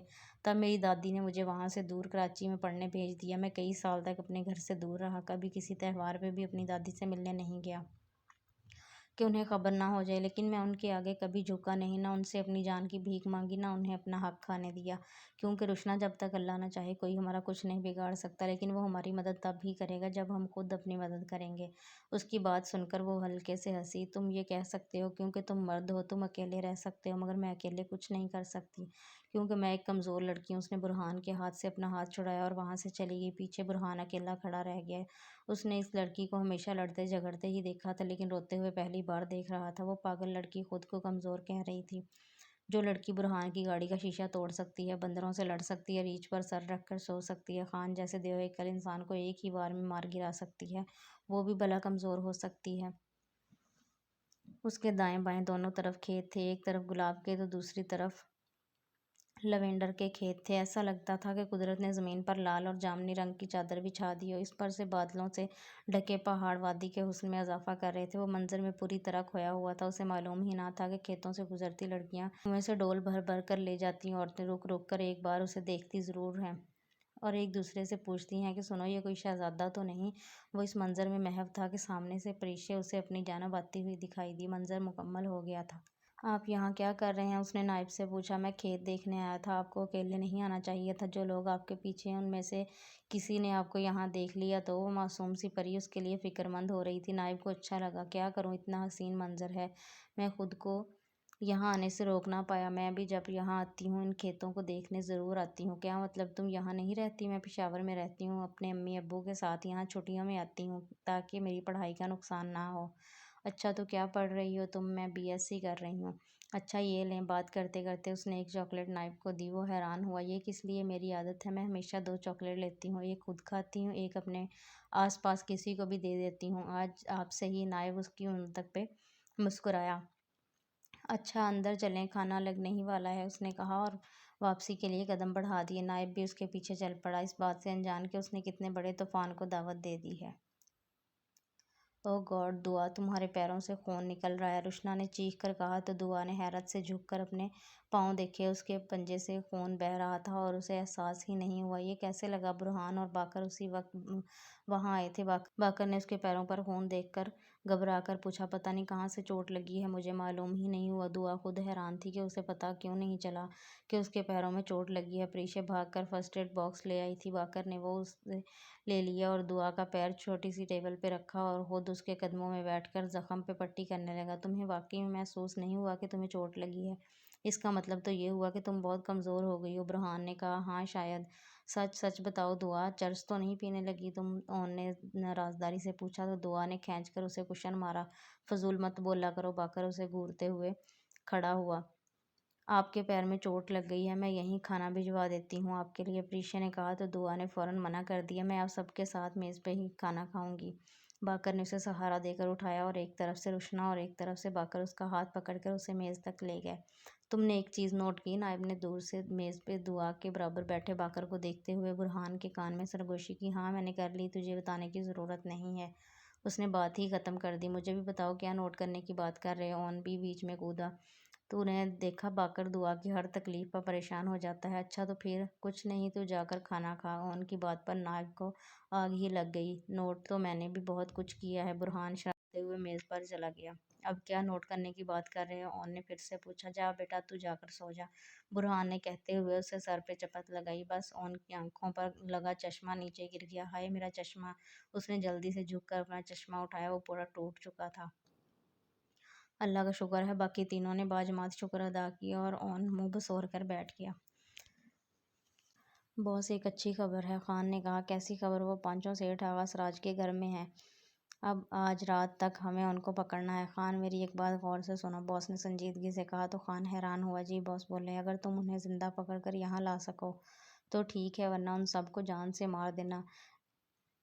नहीं, क्योंकि उन्हें जिंदा रहना मेरे लिए क्योंकि उनका ज़िंदा रहना मेरे लिए ख़तरनाक है। उन्हें मेरे ठिकाने का पता चल चुका है। अगर उनमें से किसी ने पुलिस को मुखबरी कर दी तो फिर क्या करना है? बस मार दो उन्हें। अब मुझे उनकी ज़रूरत नहीं है। वो ज़िंदा रहें तो मेरे लिए मुसीबत खड़ी कर देंगे। बॉस कहकर वहाँ से चला गया और खान अपने आदमियों को आज रात की तैयारी का कहने लगा। रात हो चुकी थी। हर सो सन्नाटा छाया हुआ था। ऐसे में बॉस के आदमी आहिस्ता आहिस्ता कदम उठाते हुए आगा जी की हवेली की जानिब बढ़ रहे थे। शाम में खान ने नायब को आगा सराज की पोती के साथ उसी हवेली में जाते हुए देखा था। अंदर किस तरह जाओगे खान? यहाँ तो बहुत सारे गार्ड्स हैं। बॉस ने एक साइड पर खड़े हवेली का जायजा लेते हुए खान से पूछा। बॉस, हम खामोशी से आगे बढ़ेंगे और बारी बारी तमाम गार्ड्स को बेहोश कर देंगे, फिर हवेली में कूदेंगे। ठीक है, ये काम मुकम्मल राजदारी से करना है, किसी को भी पता ना चले कि हम। बॉस के अल्फाज मुंह में ही रह गए जब भी शीदा चीखता हुआ आया। बॉस, आपने मुझे क्यों नहीं बताया कि आप लोग हवेली पर हमला करने जा रहे हैं? वो वहीं से चीख कर बोला। तो खान ने जल्दी से उसके मुंह पर हाथ रखा और बॉस ने दहल कर हवेली के दरवाजे की जानिब देखा। شکر ہے کسی نے سنا نہیں۔ ایک کام کرو، تم اعلان کرا دو جا کر کہ ہم حویلی پر حملہ کرنے جا رہے ہیں۔ بیوقوف باس نے غصے سے اسے کہا اور پھر خان کو مخاطب کیا، اب دیر مت کرو خان اور کام شروع کر دو۔ اچھا باس، لیکن اگر ان میں سے کسی نے بھاگنے کی کوشش کی تو انہیں مار دینا۔ اب یہی بہتر ہے کہ ہم انہیں غور سے سنو آغا سراج، ہم مافیا کے لوگ ہیں اور تمہاری حویلی پر حملہ کرنے والے ہیں۔ تم تیار رہنا۔ شیدہ گاڑی پر چڑھا، ہاتھ میں ماؤتھ اسپیکر پکڑے حویلی کی جانب رخ کیے اعلان کر رہا تھا، اسے پکڑو خان، باس نے چیخ کر کہا، لیکن کوئی فائدہ نہ تھا کیونکہ سامنے والے الرٹ ہو گئے تھے۔ کون ہے یہ ناہنجار؟ کس کی اتنی ہمت ہوئی کہ آغا سراج کو للکارے؟ آغا جی ہاتھ میں بندوق لیے باہر آئے اور غضبناک آواز میں چیخے۔ ان کے پیچھے چاروں لڑکے بھی تھے جبکہ لڑکیاں اوپر بالکنی میں کھڑی حالات جاننے کی کوشش کر رہی تھیں۔ فائر! خان چیخا تو اس کے بندوں نے فائر کھول دیا۔ دوسری طرف آغا جی کے لوگوں نے بھی فائرنگ شروع کر دی تھی اور جن کی وجہ سے یہ ہو رہا تھا کہ مزے سے کھڑے تماشا دیکھ رہے تھے۔ آخر اتنی اچھی لائیو ایکشن مووی دوبارہ کہاں دیکھنے کو ملتی، وہ بھی بغیر ٹکٹ کے، بالکل مفت۔ اچانک ہی باقر کی چیخ بلند ہوئی اور اس سے پہلے کہ وہ پیچھے کی طرف گرتا، نائب نے جلدی سے اسے پکڑ لیا اور اس کے ساتھ زمین پر بیٹھتا ہی چلا گیا۔ خان کی بندوق سے نکلنے والی گولی باقر کو لگی تھی۔ باقر دعا نے اس کے بازو سے نکلتا خون دیکھ لیا تھا، اس لیے وہیں سے چیخی۔ اس کے چلانے پر اون اور برہان نے پیچھے مڑ کر باقر کو دیکھا تو وہ بھی چیخ پڑے۔ یہ سب ایک لمحے میں ہوا تھا۔ وہ دوڑتے ہوئے اس کے پاس آئے تھے، وہ ایک ہاتھ سے دوسرے بازو سے بہتا خون روک رہا تھا۔ باقر، کیا ہوا تجھے؟ وہ تو ٹھیک ہے نا؟ وہ دونوں اس کے پاس بیٹھتے ہوئے پریشانی سے بولے تھے۔ فکر مت کر، کچھ نہیں ہوا، بس گولی چھو کر گزری ہے، باقر نے انہیں تسلی دی۔ دوسری طرف آغا جی شدید غضبناک ہو رہے تھے کہ ان کی آنکھوں کے سامنے ان کے مہمان کو گولی مار دی ان لوگوں نے۔ رشنا اور پریشے کو لاکھ روکنے کے باوجود دعا بھاگتی ہوئی نیچے آئی تھی، لیکن اس کی قسمت خراب تھی کہ خان نے اسے پکڑ لیا اور گن اس کی گن پٹی پر رکھ دی تھی۔ خبردار، کوئی اپنی جگہ سے نہیں ہلے گا ورنہ میں اسے مار دوں گا۔ خان کی آواز سن کر جو جہاں تھا وہیں کھڑا رہا۔ دعا باقر بے چینی سے اٹھ کر کھڑا ہونے لگا۔ رک جا باقر، ہم دعا کو بچا لیں گے، تو فکر مت کر۔ برہان نے باقر کو اٹھنے سے روکا اور خان کی طرف مڑا۔ اسے چھوڑ دو اور جو بات کرنی ہے ہم سے کرو، برہان نے کہا۔ ایسے ہی چھوڑ دوں؟ پہلے اپنے آپ کو میرے حوالے کرو ورنہ اسے جان سے مار دوں گا، خان بولا۔ اس کے سر کے بالکل اوپر بالکنی میں کھڑی رشنا نے پریشا سے کسی بھاری چیز کا مطالبہ کیا تھا۔ پر تمہیں بھاری چیز کا کیا کرنا ہے؟ پریشا نے حیرانگی سے پوچھا۔ تمہیں سمجھانے کا وقت نہیں ہے میرے پاس، جلدی سے کچھ دو مجھے، رشنا نے کہا اور تب ہی اس کی نظر بالکنی میں رکھے گملوں کی طرف گئی۔ اس نے جلدی سے ایک چھوٹے سائز کا گملہ اٹھایا اور خان کے سر کا نشانہ لیا۔ یہ تم کیا کر رہی ہو؟ پریشا اس کی حرکتوں سے پریشان ہو رہی تھی۔ بس تم دیکھتی جاؤ، میں تم سب کو آخری وارننگ دیتا ہوں کہ خان کے الفاظ منہ میں ہی رہ گئے کیونکہ رشنا کا پھینکا ہوا گملہ اس کے سر پہ لگا تھا۔ اس کا سر ہی گھوم گیا۔ یہی وہ وقت تھا جب خان کو قابو کیا جا سکتا تھا بنا وقت ضائع کیے۔ وہ تینوں خان کی طرف بڑھے۔ اون نے اس کے ہاتھوں سے گن چھین لی اور پھر تینوں نے مل کر اس کی دھلائی شروع کر دی۔ دعا بھاگتے ہوئے باقر کے پاس آئی۔ باقر، تم ٹھیک تو ہو؟ اس نے فکر مندی سے پوچھا۔ میں ٹھیک ہوں دعا، پر تمہیں اس طرح باہر نہیں آنا چاہیے تھا۔ دوسری طرف رشنا نے دو مزید چھوٹے گملے ہاتھ میں پکڑے اور نیچے کی جانب دوڑ پڑی۔ پیچھے پریشا حیران کھڑی اس کی بندروں والی حرکتیں دیکھ رہی تھی۔ تیری ہمت کیسے ہوئی کمینے، میرے دوست کو گولی مارنے کی؟ برہان غصے سے بولتا ہوا خان کو مارے جا رہا تھا۔ خان پہلے ہی سر کی چوٹ سے بے حال ہو رہا تھا، اس پر وہ تینوں بھی اس پہ مارے جا رہے تھے۔ وہ اپنا دفاع بھی نہیں کر پا رہا تھا۔ تو نے میرے دوست کو گولی ماری؟ میرے دوست کو؟ اب دیکھ ہم کیا کرتے ہیں تیرے ساتھ۔ اون بھی غصے سے بولتا جا رہا تھا جب انہیں باقر کے چلانے کی آواز آئی۔ برہان، پیچھے دیکھو، باقر زور سے چیخا تھا۔ برہان نے پیچھے مڑ کر دیکھا تو خان کا ہی ایک آدمی اس پر بندوق تانے کھڑا تھا۔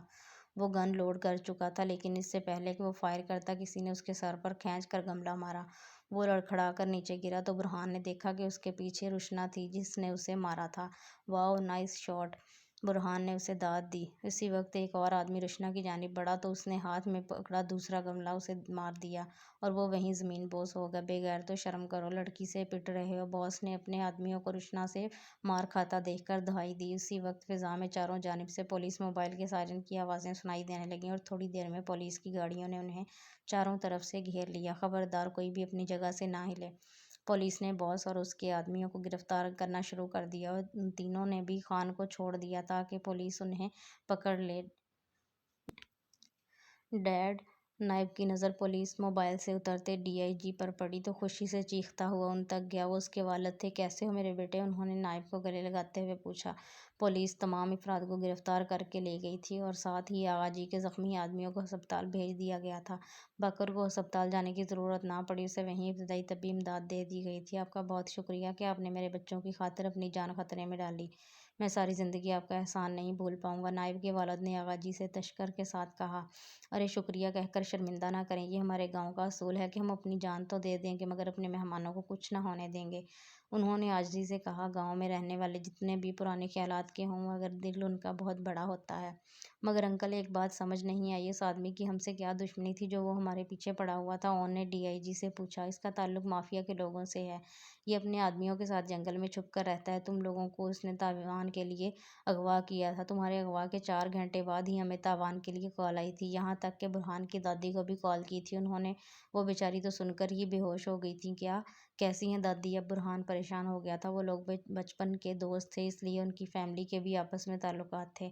वो अब ठीक है बेटा। चलो तुम लोग सब वैन में बैठो, अब हमें यहाँ से निकलना है। उन्होंने कहा तो सब बारी बारी हाई रूफ में बैठने लगे जो ख़ास उन्हीं के लिए मंगवाई गई थी। परिचय, मैं जा रहा हूँ। सबसे आंखें बचाकर वो उसके पास आया। मुझे पता है, अल्लाह हाफिज़। लो जी, उसने बात ही ख़त्म कर दी। निरी बदतमीज़। मैं दोबारा यहाँ आऊँगा। दिल नहीं भरा था पहले वाली बेइज्जती से शायद। क्यों? प्रीशा ने हैरत से पूछा। एक काम रह गया है, वो मुकम्मल करना है, नायब ने मुस्कुरा कर कहा। मगर उसे फिर भी कोई फ़र्क ना पड़ा। अच्छा, खैरियत से जाइएगा। खुदा हाफिज़, उसने कहा और अंदर चली गई। उसके पीछे आगा जी भी उन सबको खुदा हाफिज़ कहकर अंदर चले गए। क्या बात है शहजादे, ना क्यों मुस्कुरा रहे हो? नायब के डैड ने उसे मुस्कुराते हुए देखा तो पूछा। एक ख़ास बात है मगर वो यहाँ नहीं बताऊँगा, घर जाकर आपकी बेगम के सामने बताऊँगा, उसने शरारत से कहा। वैसे मुझे पता चल गया है लड़के, उन्होंने भी शरारत से जवाब दिया तो वो हंस दिया। अच्छा, एक और अहम बात करनी है मुझे आपसे, और वो भी अभी करनी है, उसने संजीदगी से कहा। वो भी संजीदा हो कि हाँ बेटा कहो, क्या बात है? उन्होंने पूछा तो वो उसने कहना शुरू किया। वो बोलता गया और वो सर हिलाते सुनते रहे। दूसरी तरफ बाकी बच्चों पांचों गाड़ी में दूसरी तरफ बाकी पांचों गाड़ी में बैठ चुके थे। ये दोनों बाप बेटे। बुरहान ने बेजारी से कहकर बाहर देखा। उसके आगे वाली सीट पर ड्राइवर के बराबर में ओन बैठा था। बुरहान के बराबर में रुशना बैठी थी और उसके बराबर वाली सीट नाइब की थी जो खाली थी। और सबसे पीछे वाली सीट पर बाकर अपने ज़ख्मी हाथ और उसके बराबर दुआ अपने ज़ख्मी पैर के साथ बैठी थी। पता नहीं इस वक्त उसे कौन सी बात याद आ गई जो यहीं करना ज़रूरी थी, घर जाके नहीं कर सकता था क्या? बाकर ने भी बेजारी होते हुए बाहर देखते हुए कहा। जहाँ गाड़ी से थोड़ी ही दूर दोनों बाप बेटे बातों में मसरूफ़ थे। उन दोनों की शक्ल बता रही थी कि गुफ्तगू खासी संजीदा नौयत की है। बाकर, तुम ज़्यादा मत हिलो, तुम्हें टांके आए हैं। दुआ की फ़िक्रमंद आवाज़ पर वो सीधा होकर बैठा, जबकि बुरहान ने चेहरे पर शरारती मुस्कुराहट सजाई और पीछे मुड़कर उन दोनों ज़ख्मियों को देखा। तुम दोनों को देखकर एक मुहावरा याद आ रहा है, रब मिलाई जोड़ी, एक अंधा एक कोड़ी। उसने लफ्ज़ जोड़ी पर कुछ ज़्यादा ही ज़ोर दिया था। दुआ का मुंह सुर्ख हो गया। ओए फजूल बकवास ना कर, बाकर ने गुस्से से कहा, लेकिन उसकी शक्ल बता रही थी कि उसको गुस्सा बिल्कुल भी नहीं आ रहा बल्कि उसका हंसने का मूड है। वैसे दुआ, जब बाकर को गोली लगी थी तब तुम कितने ज़ोर से चिल्लाई थी ना? वाह क्या मोहब्बत है। उसने बाकर को नज़रअंदाज करते हुए दुआ को छेड़ा। और इतनी वाज़ेह बकवास ये पे दुआ की आंखें फैल गईं। बकवास नहीं करो बुरहान, वहाँ से सब ही चीखे थे, बल्कि अगर उसकी जगह तुम होते तो मैं तुम्हारे लिए भी ऐसे ही चीखती, उसने बुरहान को गुस्से से घूरते हुए कहा। अच्छा सच में? उसने आबरू चुकाकर पूछा, जैसे एक दुआ की बात पर यकीन करना बहुत मुश्किल हो। दुआ ने गुस्से से मुंह मोड़ लिया और बाहर देखने लगी, जबकि बाकर अपनी मुस्कुराहट दबाने के चक्कर में था और बुरहान ये देख चुका था। वैसे तुम्हें जब गोली लगी थी और दुआ चीखते हुए तुम्हारे पीछे आई थी तो उस सिचुएशन में मुझे एक शेर याद आया था। इस वक्त तो सुना नहीं सका। बोलो तो अब सुनाऊं? वो अब बाकर से मुखातब था, जबकि दुआ उसे मुकम्मल इग्नोर कर रही थी। हाँ हाँ सुना, बाकर के बजाय गाड़ी में बैठे नायब ने कहा, हालांकि उसके फरिश्तों को भी खबर ना थी कि अंदर क्या गुफ्तगू चल रही है, मगर उसने उस कार खैर में अपना हिस्सा डालना ज़रूरी समझा। उसके बैठते ही गाड़ी स्टार्ट हो गई और साथ ही बुरहान की ज़ुबान भी। हाँ तो सुनो, अर्ज़ किया है। इरशाद इरशाद ओन और नायक बात बोले। वो सर खोले मेरी लाश पे दीवाना वार आए, उसी को मौत कहते हैं यारो तो बार बार आए। واہ واہ نہ چاہتے ہوئے بھی باقر کی ہنسی چھوٹ گئی۔ دعا نے اسے گھورا۔ برہان سے زیادہ غصہ اسے باقر کے ہنسنے پہ آیا تھا۔ ارے بھابھی اتنے پیار سے مت دیکھیے باقر کو، بہت پہلے ہی بیچارہ زخمی ہے، کہیں مر ہی نہ جائے۔ نائب نے تو سیدھا سیدھا بھابھی ہی کہہ دیا تھا۔ گاڑی میں باقر سمیت سب کا قہقہہ گونجا۔ اب تم دونوں نے کوئی بھی بکواس کی نا تو میں تم دونوں کو گاڑی سے باہر پھینک دوں گی۔ اس نے غصے سے دونوں کو ڈانٹا۔ ایک بدتمیز شاعری کر رہا تھا تو دوسرے بدتمیز نے بھابھی ہی بنا دیا، اور تیسرا بدتمیز باقر بیٹھا ہنس رہا تھا۔ اچھا کیا اس نے انہیں ڈانٹ دیا، ورنہ ان دونوں سے کیا بعید، قاضی بلوا کے یہیں نکاح پڑھوا دیں۔ چلو تم دونوں اب اپنی بکواس بند کر کے آگے مڑو اور دوبارہ مت تنگ کرنا اسے۔ باقر نے غصے سے لال پیلی ہوتی دعا کو دیکھا اور ان دونوں بندروں کو ڈانٹا۔ اوکے باس، ویسے دل میں تو آپ کے لڈو پھوٹ رہے ہیں، لیکن پھر بھی جو آپ کا حکم۔ مڑتے مڑتے بھی اس نے بکواس کر ہی دی تھی۔ اس کو کیا ہوا ہے؟ نائب نے کافی دیر سے خاموش بیٹھے ان کو دیکھ کر پوچھا۔ اس کی محبوبہ مر گئی ہے، میرا مطلب اس کا چشمہ ٹوٹ گیا ہے، اس لیے یہ سوگ میں ہے۔ برہان کو بکواس کرنے کے لیے ایک اور موضوع مل گیا تھا۔ اون نے بس اسے گھورنے پر اتفاق کیا۔ گاڑی اپنی منزل کی جانب گامزن تھی۔ نائب اور برہان اون کی ٹانگیں کھینچنے میں مصروف تھے، باقی سب ان کی باتوں پر محفوظ ہو رہے تھے۔ سبھی کو گھر جانے کی خوشی تھی، سوائے رشنا کے، جسے آگے کی فکر کھل کر مسکرانے بھی نہ دے رہی تھی۔ یہ کراچی کا جناح ایئرپورٹ تھا، جہاں وہ لوگ ابھی ابھی پہنچے تھے، جہاں تقریباً سبھی کے گھر والے موجود تھے، باقر اور اون کے والدین، نائب کی والدہ اور چھوٹا بھائی، اور برہان کی دادی بھی۔ حالانکہ ڈاکٹر نے انہیں منع کیا تھا چلنے پھرنے سے، لیکن پوتے کی محبت میں وہ بھی وہاں پہنچ گئی تھی۔ ان سب میں اگر کوئی اکیلا کھڑا تھا تو وہ رشنا تھی، جو ایک کونے میں تنہا کھڑی حسرت سے دعا کو دیکھ رہی تھی، جس کے والد اور بڑا بھائی اس سے گلے مل رہے تھے۔ کتنی خوش نصیب تھی نا وہ! وہ ایئرپورٹ کی عمارت سے باہر آ گئی اور اپنے لیے ٹیکسی ڈھونڈنے لگی۔ اگر وہ زیادہ دیر ان لوگوں کے درمیان کھڑی رہتی تو اپنی کم نصیبی پر وہ رو دیتی۔ ابھی اسے گھر جا کر چاچا کے پیروں میں پڑنا تھا، پتہ نہیں وہ اس کے ساتھ کیا سلوک کریں گے۔ اس نے سوچتے ہوئے پاس سے گزرتی ایک ٹیکسی روکی اور اسے ایڈریس سمجھانے لگی۔ تب ہی اسے اپنے پیچھے کسی کی آواز آئی، رک جاؤ رشنا! 1 سال بعد یہ منظر ہے آغا سراج کی حویلی کا، جہاں ان کی راج دلاری پوتی کی آج رخصتی ہے۔ پورا گاؤں شادی میں مدعو ہے۔ حویلی کو برقی کمکموں سے سجایا گیا تھا۔ ہر طرف خوشی کے ساتھ ساتھ ایک افراتفری مچی ہوئی ہے، جیسا کہ شادی والے گھروں میں دیکھنے کو ملتی ہے۔ بارات آ گئی، بارات آ گئی! ارے آپ یہاں کھڑے ہوئے کیا کر رہے ہیں؟ چلیے میرے ساتھ اور بارات کا استقبال کیجیے۔ وہ دیکھیے سامنے سے کون آ رہا ہے، بلیک شیروانی اور میرون کلا پہنے ہوئے۔ یہ کون ہے؟ ارے یہ تو دلہا ہے، اس سے تو بعد میں تعارف حاصل کریں گے، پہلے ذرا دلہے کے ساتھ آنے والے باراتیوں سے تو مل لیں۔ یہ جو دلہے کے بائیں جانب اورنج میکسی میں ملبوس ہیں، دلہے کی پیاری سی بہن رشنا ہے، جس کی ابھی سے 2 ماہ قبل ہی شادی ہوئی ہے۔ رشنا کے برابر میں ہیں اس کے ہسبینڈ اور دلہے کے بہنوئی، کم دوست زیادہ برہان۔ یقیناً آپ حیران ہو رہے ہوں گے کہ یہ سب کیسے ہوا، تو اس کے لیے آپ کو تھوڑی دیر کے لیے فلیش بیک میں جانا ہوگا۔ زیادہ دور نہیں، بس 1 سال پیچھے، اسی حویلی میں جہاں ابھی ابھی بارات آ رہی ہے۔ 1 سال قبل جب نائب آغا جی کے حویلی سے کھیتوں کی سیر کو جانے کے لیے نکل رہا تھا، تب ہی اس کی نظر بالکنی میں کھڑے برہان اور رشنا پر پڑ گئی، اور وہ رو رہی تھی اور اپنے اوپر بیتنے والے ستم کی داستان سنا رہی تھی۔ اسے اور برہان کو خبر ہی نہ تھی کہ پیچھے نائب بھی کھڑا ہوا ہے اور ان کی ساری باتیں سن رہا ہے۔ اسی وقت نائب نے ایک فیصلہ کیا تھا، اور جس رات وہ سب گھر واپس جا رہے تھے، اس رات اس نے اپنے ڈیڈ کو رشنا کے بارے میں سب کچھ بتایا۔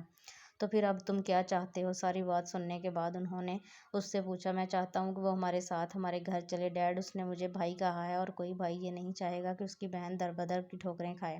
اس نے سنجیدگی سے کہا۔ تو انہیں اپنے بیٹے پر ٹوٹ کر پیار آیا، جیسا تم کہو میرے بیٹے، بالکل ویسا ہی ہوگا۔ Thanks dad! وہ خوشی سے ان کے گلے لگ گیا اور پھر گاڑی میں آ بیٹھا۔ پیچھے والی گاڑی میں بیٹھے اپنی بیگم کو تمام بات بتا رہے تھے، اور وہ ایسے رو رہی تھیں جیسے رشنا ان کی اپنی بیٹی ہو اور اس پہ بیتے والے ظلم انہیں اپنے اوپر محسوس ہو رہے ہوں۔ ایئرپورٹ پر جب سب اپنوں سے مل رہے تھے، تب وہ حسرت سے دعا کی فیملی کو دیکھ رہی تھی۔ نائب جانتا تھا کہ برہان اسے ایک بار تو اپنے ساتھ چلنے کو کہے گا، اور وہ یہ بھی جانتا تھا کہ رشنا منع کر دے گی۔ ظاہر ہے اس کا برہان کے ساتھ جانے کا کوئی جواز ہی نہیں بنتا تھا، وہ کس حق سے اس کے ساتھ جاتی؟ لیکن نائب تو اسے ساتھ چلنے کو کہہ سکتا تھا نا۔ رک جاؤ رشنا! جب وہ ایئرپورٹ سے باہر نکل کر ٹیکسی روک رہی تھی، تب اسے اپنے پیچھے کسی کی آواز سنائی دی۔ اس نے مڑ کر دیکھا تو وہ نائب تھا، وہ اسی کے پاس آ رہا تھا۔ رشنا کو حیرت ہوئی۔ کہاں جا رہی ہو تم؟ اس نے پوچھا۔ اپنے گھر۔ اچھا تو تم اپنے گھر جا رہی ہو تو پھر تمہارے چہرے پر خوشی کیوں نہیں ہے؟ نائب کے سوال پر وہ گڑبڑا گئی۔ وہ تھکن کی وجہ سے شاید اس نے بہانہ بنایا۔ گھر جانے اور اپنوں سے ملنے کی خوشی انسان پر سے ساری تھکن اتار دیتی ہے۔ تم سچ سچ کیوں نہیں بتاتی روشنا کہ وہ تمہارا گھر نہیں ہے اور نہ ہی تمہیں گھر جانے کی خوشی ہے؟ وہ حیرت سے اس کا منہ دیکھنے لگی۔ مجھے تمہارے بارے میں سب کچھ معلوم ہے روشنا، ٹھیک ہے نہیں ہے وہ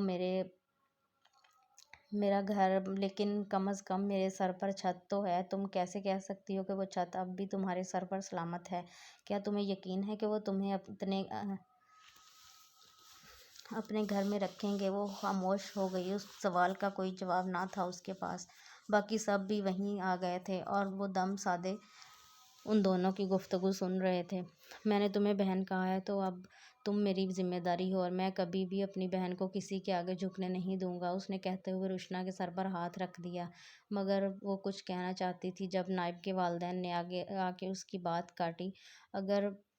مگر کچھ نہیں بیٹا، تم نائب کی بہن ہو تو ہماری بیٹی ہو اور ماں باپ سے بحث نہیں کرتے۔ اور پھر اس طرح روشنا ان کے ساتھ انہی کے گھر رہنے لگی۔ ان لوگوں نے اسے اتنی محبت اور اتنی اپنائیت دی کہ اسے محسوس ہی نہیں ہوا کہ وہ ان کی کچھ نہیں لگتی ہے۔ نائب کا چھوٹا بھائی ثاقب ہر وقت روشی آپی کر کے اس کے پیچھے بھاگتا رہتا تھا۔ اسے دیکھ کر روشنا کو اپنا بھائی یاد آ جاتا تھا۔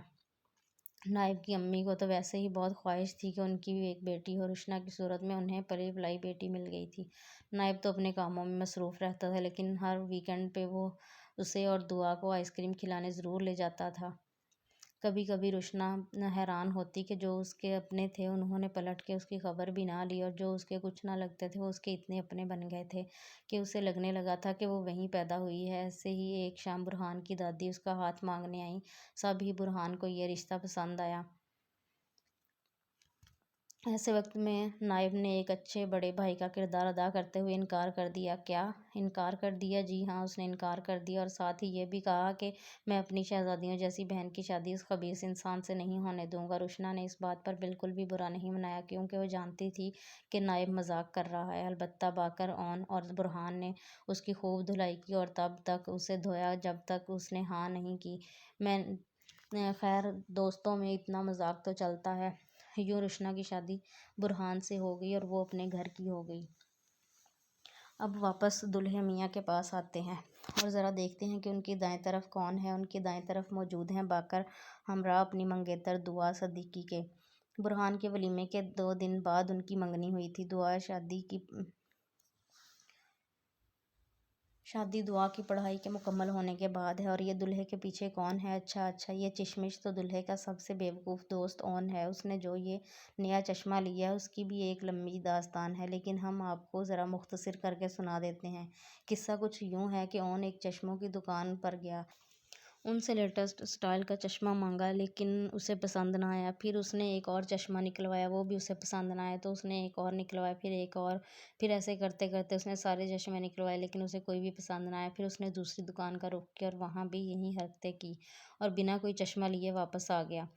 ایسے کر کے اس نے شہر کی ساری دکانیں چھان ماری، یہاں تک کہ دکان والے بھی اسے پہچان گئے۔ اب اگر انہیں دور سے بھی اون آتا دکھائی دیتا تو وہ اپنی دکان پر "دکان بند ہے" کا نوٹس لگا لیتے کہ کہیں یہ بندہ ان کی دکان میں ہی نہ آ جائے۔ اور پھر یوں اسے ایک نیا چشمہ مل ہی گیا۔ اور نائب کی آج شادی ہے۔ زندگی میں بہت سے لوگ ہمیں یوں ہی ملتے ہیں، کیونکہ ان کا ملنا تقدیر نے ایسے ہی لکھا ہوتا ہے۔ ارے آپ کہاں چلے؟ ابھی کہانی کا دی اینڈ نہیں ہوا، پہلے ذرا آپ مظفرآباد کی جیل تو چلیں۔ ارے ڈرے مت، آپ کو قید نہیں کرنا، بس کسی کو ملوانا ہے آپ سے۔ تو چلیے پہلے قیدی نمبر 712 سے ملتے ہیں، جو اس وقت گاڑے اور مٹی سے دیوار کی اینٹیں جوڑنے میں مصروف ہے۔ اس کا نام ہے ہمت خان، جسے عرف عام میں خان کے نام سے جانا جاتا ہے۔ اب یہ 712 کے نام سے پکارتے ہیں۔ یہ کیا ہو رہا ہے؟ وہاں پر اتنا رش کیوں ہے؟ چلے پھر چل کر دیکھتے ہیں۔ اوہ، تو یہاں پر قیدی نمبر 713 کی پٹائی ہو رہی ہے۔ اس کا قصہ کچھ یوں ہے کہ جیل حکام نے اسے قیدیوں کے لیے کھانا اور چائے بنانے کا حکم دیا تھا۔ اس نے چائے میں ہلدی مرچ اور کھانے میں چینی اور دودھ ملا دیا۔ بس پھر کیا تھا، حوالداروں نے اس کی خوب دھلائی کی اور اسے ایک نیا کام دیا، ہارپک سے باتھ روم دھونے کا اور فنائل سے پوچھا لگانے کا۔ اس نے ہارپک سے پوچھا لگایا اور فنائل سے باتھ روم دھو دیے، اور پھر حوالداروں نے اسے اتنا دھویا کہ سارے مظفرآباد میں اس کی چیخیں سنائی دیتی تھیں۔ پھر اس واقعے کے بعد اسے ایک نیا کام سونپا گیا۔ बैरक के तमाम कैदियों की चीज़ें समेटने का। फिर जिस दिन उसने ये काम शुरू किया तो उस दिन कुछ ऐसी आवाज़ें सुनाई दी। पहला कैदी, मेरा तौलिया कहाँ है? दूसरा कैदी, अरे मेरा तकिया किसके पास है? तीसरा कैदी, ये किसका तौलिया है? बस फिर क्या था, जिस जिसका सामान गायब था उसने मिलकर उसकी ठुकाई की और ये सिलसिला चल निकला। से मेरे ख्याल से आपको उसका नाम बताने की ज़रूरत नहीं है। अब ज़रा धोबी घाट की तरफ तो चलिए। अरे नहीं भैया, आपसे कपड़े नहीं धुलवाने बल्कि कैदी नंबर 714 से मिलवाना है। तो ये जो पटक पटक कर कपड़े धो रहा है ना, उसका नाम है दाद बख्श। क्या कहा? कौन? दाद बख्श? दाद बख्श उर्फ बॉस, जो इस वक्त कपड़े धोता हुआ उस वक्त को कोस रहा है जब उसने अपनी पार्टी में शीदे को रखा था। ओन फुल स्पीड में गाड़ी चला रहा था क्योंकि उसे बाकर के वलीमे में पहुंचना था। उसके बाकी दोस्त तो घर बार वाले हो चुके थे, बस एक वही रह गया था। हॉल के दरवाजे के पास वो गाड़ी रोकने ही वाला था जब दरवाजे से निकलने वाली लड़की उसकी गाड़ी से टकराई और ज़मीन पर बैठ गई। मैमुना, तुम यहाँ क्या कर रही हो? ओन ने उसे पहचानते हुए पूछा। मेरे भाई की शादी है, मैं नहीं आऊँगी तो क्या तुम आओगे? जी हाँ, ये है बाकर मोहम्मद शाह की छोटी बहन मैमुना शाह, जिससे ओवन बचपन से ही चिढ़ता है क्योंकि वो इंतहाई बेवकूफ़ है। बचपन कभी कोई उसका लंच खा जाता तो कभी कोई उसका ज्योमेट्री बॉक्स चोरी कर लेता। फिर वो रोती हुई बाकर के पास पाई जाती। बाकर भाई फ़लाँ ने मुझे बेवकूफ़ बना दिया। लंच ब्रेक में सब खेल रहे होते और बाकर उसे लंच करा रहा होता। यूनिवर्सिटी में भी वो बाकर के पास रोते हुए पाई जाती। बाकर भाई, मैंने फ़लाँ लड़की से डिपार्टमेंट का रास्ता पूछा तो उसने मुझे ऐसा रास्ता बताया कि मैं यूनी से ही बाहर पहुंच गई। बाकर भाई, नोट्स फ़ोटोकॉपी करा दें। बाकर भाई, असाइनमेंट जमा करा दें वगैरह वगैरह। आंखों पर इतना बड़ा चश्मा लगा है फिर भी देखकर गाड़ी नहीं चला सकते। वो उठने के बजाय वहीं सड़क पर बैठे बैठे उस पर चिल्ला रही थी और आसपास से गुजरते लोग रुक रुक कर देख रहे थे और यही चीज़ उनको गुस्सा दिला रही थी। चश्मा तो तुमने भी लगाया हुआ है, तुम्हें भी नज़र नहीं आ रहा था क्या? उसने सख्ती से पूछा तो वो रोने लगी। तुमने मुझे डांटा, मैं बाकर भाई को बताऊंगी, फिर वो तुम्हें कान पकड़ कर तुमसे सॉरी बुलवाएंगे। ठीक है, बता देना अपने बाकर भाई को, चाहे तो मुझे मार भी पड़वा देना, लेकिन यहाँ से तो उठ जाओ, लोग देख रहे हैं। उनके कहने पर वो उठ खड़ी हुई। मैं अभी जाके बाकर भाई को तुम्हारी शिकायत करती हूँ। जाते हुए वो उसे धमकाना नहीं भूली। ओन मुस्कुराता हुआ हाल की जानिब चल पड़ा जहाँ अभी उसने बाकर भाई से डांट भी खानी थी और कान पकड़कर मैमुना को सॉरी भी बोलना था। अगर आपको ये नावल पसंद आया है तो मेरे चैनल को सब्सक्राइब करें और बेल आइकन को लाजमी प्रेस करें ताकि आपको ऐसे इंटरेस्टिंग नावल्स सुनने को मिलें। फिर मिलेंगे एक ज़बरदस्त से नावल के साथ, तब तक के लिए अल्लाह हाफिज़।